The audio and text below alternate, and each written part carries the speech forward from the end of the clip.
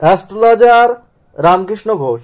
আমার এই চ্যানেল অর্থাৎ অ্যাস্ট্রোলজার রামকৃষ্ণ ঘোষ চ্যানেলের পক্ষ থেকে জানাই আপনাদের সকলকেই স্বাগত। আশা করি ঈশ্বরের কৃপায় আপনারা সকলেই ভালো আছেন। আমি বিভিন্ন রাশির মাসিক রাশিফল নিয়ে আলোচনা করছিলাম। আজকে আমার আলোচনা মিথুন রাশির কয়েকটি ভবিষ্যৎবাণী, যা 100% সত্যি হবেই। মার্চ 2024 মিথুন রাশির স্বাস্থ্য কেমন যাবে, তাদের শিক্ষা, প্রাথমিক শিক্ষা, কলেজ বিদ্যা, উচ্চশিক্ষা কেমন হবে, তাদের পার্সোনাল লাইফ কেমন হবে, তাদের আর্থিক ভাগ্য কেমন যাবে, তাদের চাকরি ব্যবসা কেমন হবে, তাদের প্রেম ও বিবাহিত জীবন কেমন যাবে, তাদের ওভারঅল ভাগ্য কেমন হবে, এই নিয়েই কিন্তু আমার আজকের আলোচনা। এবং মিথুন রাশির যে সমস্যা রয়েছে সেটা থেকে বেরিয়ে আসার পথ কী রয়েছে, এটা আমি ভিডিও শেষে বলবো। তাই আপনাদের কাছে আমার রিকোয়েস্ট, ভিডিওটি কেটে কেটে দেখবেন না, তাহলে কিন্তু পরিপূর্ণ আলোচনা পাবেন না। যাই হোক, আমি প্রথমেই গোচরফল বলছি। মিথুন রাশি গোচরফল। এই মিথুন রাশির মার্চ 2024 মিথুন রাশির নবমে থাকছে কিন্তু শনি, বুধ আর রবি। মিথুন রাশির অধিপতি সে নবমে থাকছে, রাশির নবমপতি নবমে থাকছে, এবং রবি এদের তৃতীয়পতি, সেও কিন্তু নবমে থাকছে। এবং অষ্টমে থাকছে উচ্চস্থ মঙ্গল, যে ষষ্ঠপতি এবং একাদশপতি।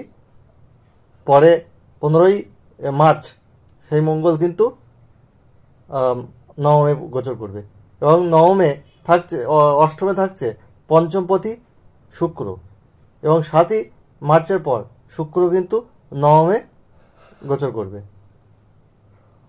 এবং এখানে দশমে রয়েছে রাহু এবং চতুর্থে রয়েছে কেতু, আর বৃহস্পতি এদের একাদশে রয়েছে। আবার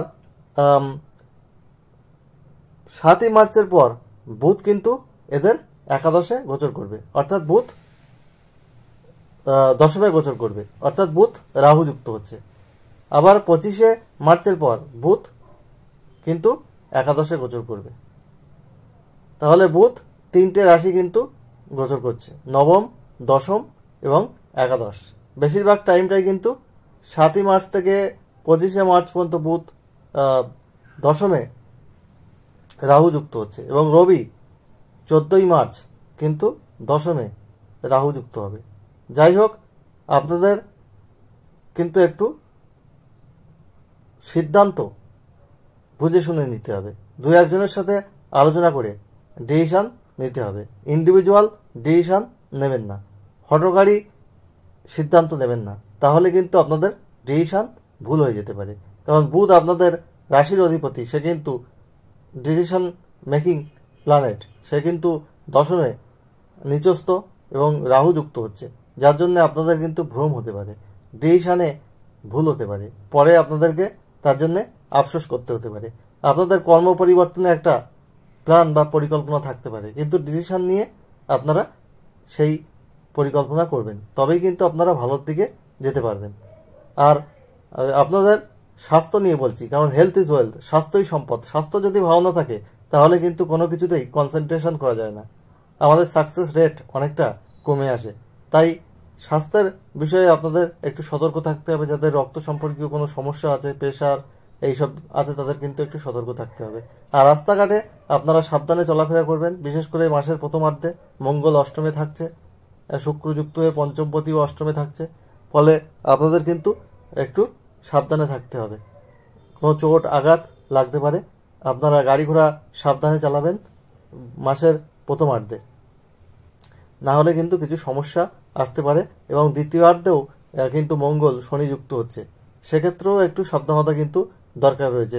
ছোটোখাটো চোট আঘাত, রক্তপাত কিন্তু হওয়ার যোগ বিদ্যমান।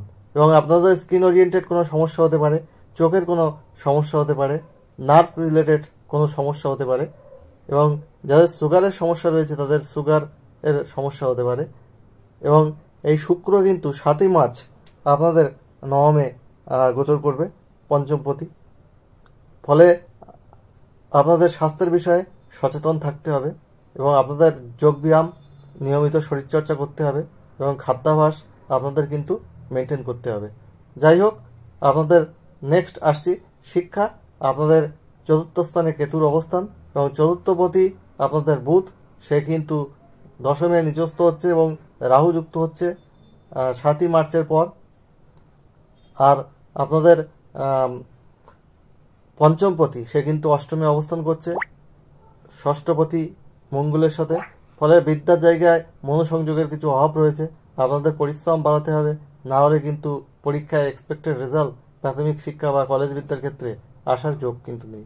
কিন্তু যারা উচ্চশিক্ষা করছেন তাদের কিন্তু ভালো যোগ রয়েছে, কারণ নবমে শনি আছে এবং রবি এবং বুধের অবস্থান থাকছে। ফলে ভাগ্যবতী ভাগ্যস্থানে রয়েছে। যারা টেকনিক্যাল এডুকেশন করছেন তাদের কিন্তু সফলতার যোগ রয়েছে। যারা গবেষণামূলক কাজের সঙ্গে যুক্ত তাদের কিন্তু সফলতার যোগ রয়েছে। তাই শিক্ষার ব্যাপারে কিছু সচেতন থাকতে হবে, আরও পরিশ্রম বাড়াতে হবে, না হলে কিন্তু আপনাদের এক্সপেক্টেড রেজাল্ট কিন্তু আসবে না।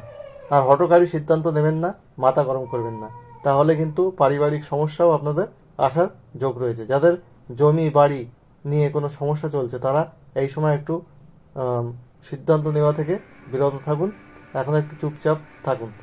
এমনিতে আপনাদের মাসের দ্বিতীয়ার্ধে জমি বাড়ির যোগ রয়েছে, তাতে তেমন কোনো বাধা কিন্তু দেখা যাচ্ছে না।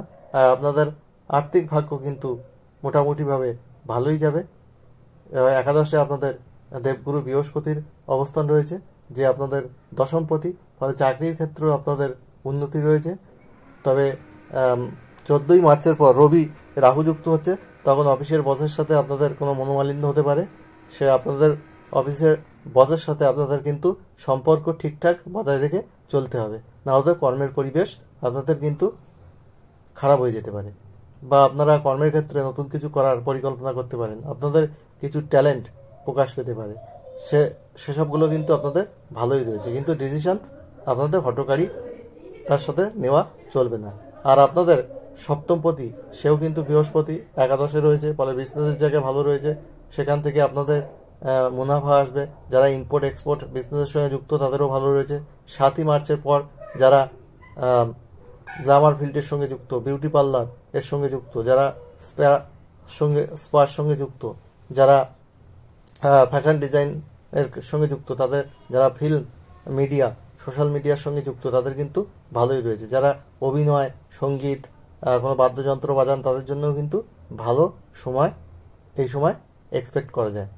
আর তারা কিন্তু ভালো কিছু করতে পারবেন এবং 7ই মার্চের পর আপনাদের অনেক সফলতা কিন্তু আসছে।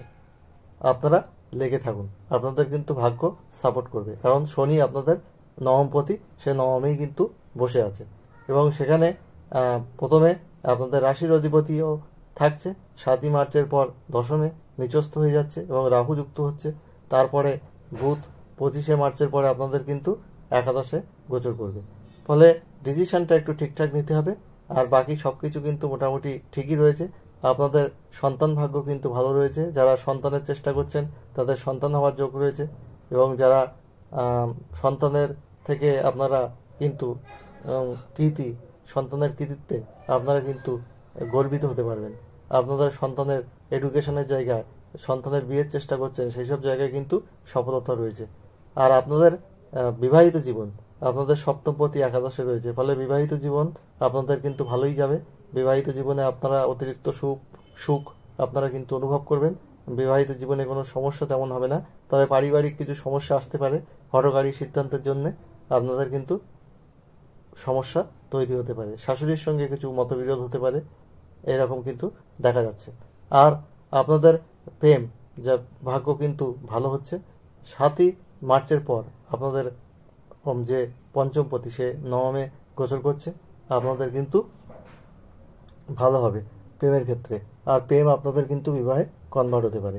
আর এই মাসে যারা বিবাহের চেষ্টা করছেন তাদের বিবাহ হতে পারে, যদি দশা অন্তর্দশা প্রত্যন্ত দশা সাপোর্ট করে, তাহলে কিন্তু আপনাদের বিবাহের যোগ কিন্তু একটা তৈরি হবে।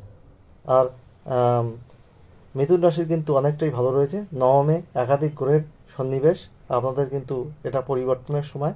আপনাদের অনেক ইচ্ছা কিন্তু ফুলফিল হবে।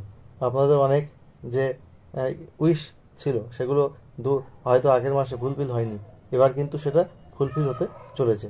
শুধু আপনাদের ডিসিশন ঠিকঠাক করতে হবে, হঠকারী সিদ্ধান্ত নিলে চলবে না, মাথা ঠান্ডা রেখে আপনাদের এগিয়ে চলতে হবে, তাহলে কিন্তু সব কিছু ভালো হবে। আর আপনাদের যেটা করতে হবে, আপনারা প্রতিদিন আপনারা রাহুর বীজ মন্ত্র পাঠ করুন। রাহুর অনেক মন্ত্র আছে, আমি যেটা দিচ্ছি এটা হচ্ছে আর একটি মন্ত্র, ওং এইং রিং রাহবে নমঃ 4 বার পাঠ করবেন। এবং কেতুর মন্ত্র আপনারা 7 বার পাঠ করবেন, ওং এইং রিং কেতবে নমঃ।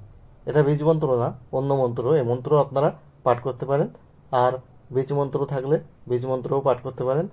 বীজ মন্ত্র একটু কঠিন আছে, আপনাদের মনে রাখা একটু কঠিন হবে। আর সবুজ রং, হলুদ, সোনালী রং আপনারা কিন্তু বেশি ব্যবহার করবেন, সাদা রং বেশি ব্যবহার করবেন, আর নীল আকাশি কালারও আপনারা ব্যবহার করতে পারেন। তবে লাল, গোলাপি, ক্রিম এইসব কালার আপনারা কম ব্যবহার করার চেষ্টা করুন। শুভ কালার ব্যবহার করলে আপনাদের সফলতা বা পজিটিভিটি খুব তাড়াতাড়ি কিন্তু প্রকাশ পাবে।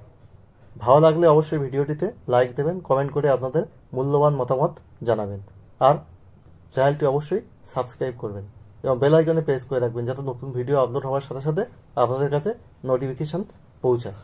আর একটা কোশ্চেন আমাকে হোয়াটসঅ্যাপে করতে পারেন, date of birth, time, place দিয়ে। আমি আমার টাইম মতো আপনাদেরকে রিপ্লাই দিয়ে দেবো, কিন্তু এর জন্য ফোন করার দরকার নেই, বারবার আমাকে